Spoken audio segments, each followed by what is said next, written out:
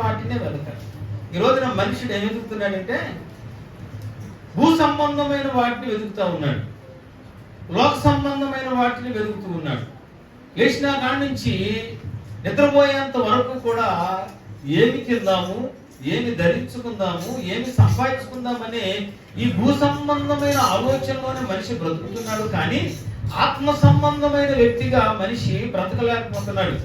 కారణం ఏంటంటే పిల్లరా, అతని హృదయము వెలిగించబడలేదు, అతని హృదయములో దేవుని గురించిన వాంఛ లేదు, అతని హృదయము పరలోకాన్ని కోరుకోవటం లేదు.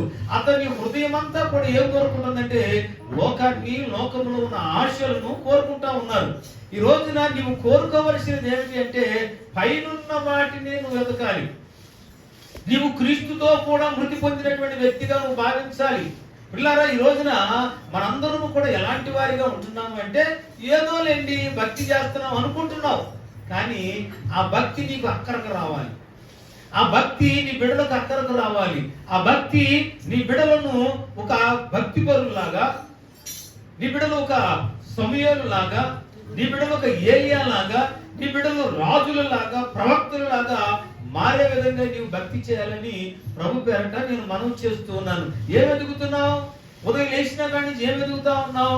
నీ వల్ల ఏమీ కాదు, నువ్వు గుర్తు పెట్టుకో. మొట్టమొదటిగా నువ్వు గుర్తు పెట్టుకోవాల్సింది ఏంటంటే నీ వల్ల ఏమీ కాదు. నువ్వు పంట పండించలేవు, నువ్వు ఉద్యోగాన్ని సంపాదించలేవు, లేకపోతే ఈ లోకంలో ఏదీ చేయలేవు. కానీ దేవుడు నీ పక్షాన సమస్తమును ఆయన చేయగలడు. హల్లెలూయా, హల్లెలూయా. నీ పంట పండాలి అన్నా, నీకు ఉద్యోగం రావాలన్నా, ఉద్యోగంలో నువ్వు క్షేమకరమైన వ్యక్తిగా, ఆశీర్వాదకరమైన వ్యక్తిగా, ఘనమైన వ్యక్తిగా నీ ఉండాలన్నా నీ ప్రభు వలనే సాధ్యం, కానీ మరి దేని వలన సాధ్యము కాదు.